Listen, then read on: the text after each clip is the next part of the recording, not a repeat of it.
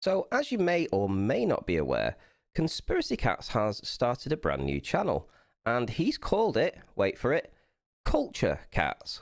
So, the link to that channel is in the description, but as he's asked me to do this, I am going to play his very first video on this channel right now for you.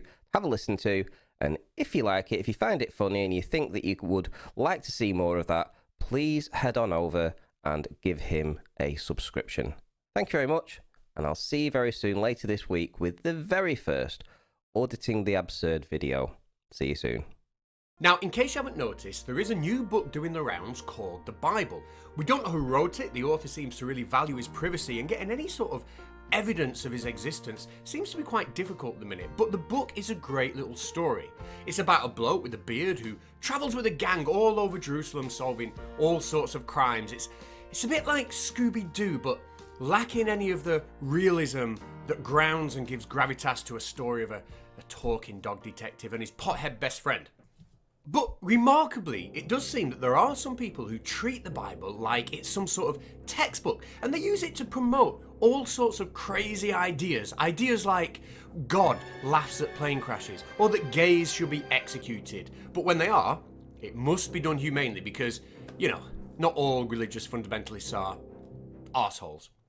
In fact, so strong is the belief of some of these people that the Bible is a scientific textbook that there are actually preachers out there who are actively campaigning for evolution to no longer be taught in schools. Or at least that's while they're not busy, you know, engaging in their other hobbies. Anyway, as I sat back in my chair today after hours of pondering the important and uniquely brilliant question of, is there scientific for evolution science, I fell asleep. And I had a dream, and I dreamed the Bible was real, and in that dream, the only place the Bible could be set is in a council estate in Manchester. Ladies and gentlemen, the Bible is real because I have seen it in a dream called The Bible Does Shameless.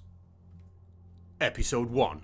The Gallagher family was celebrating Passover in the local pub before Frank, who has had a little too much to drink, seems to feel a little bit depressed and down and starts to make a confession. He goes on to explain how his breath smells like the brown side of a sheet of toilet roll and how his own brothers hate him. Frank's brother Ian tries to cheer him up by telling him that his brothers do love him and he's better off without his crabby wife anyway. And that point about crabby wives suddenly takes on some extra sinister significance when a breaking news flash suddenly appears on the television informing the Gallagher family that Heber, their close friend, had been murdered by his wife Jael with a tent peg and a hammer. The shock of the news leaves Frank feeling sick, and he shits himself.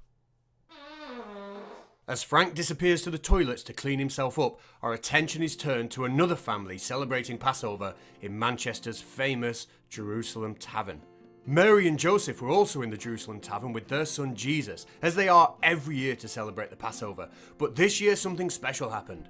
Mary and Joseph got so unbelievably hammered that when they went home, they forgot that they even had a son, and it took them an entire day of sobering up to realize that they'd left him behind. Left alone in the pub, Jesus thinks about his future, and he talks to Frank's wife, Monica, about what it would take for him to get Frank's blessing to marry Frank's daughter when he was older. Monica goes to see Frank, who was still cleaning himself up, before returning quickly with an answer. Ew. Jesus changed his mind. Suddenly Paul, the landlord at the Jerusalem, decided to give a speech about their dear, departed friend Heber.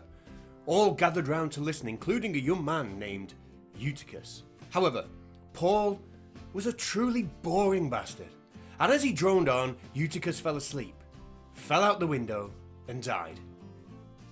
That event put a swift and perhaps confusing end to the Passover celebrations, and the Gallagher family decided to go home. On the way back, Monica decided to talk dirty to Frank. She had an after party of her own in mind.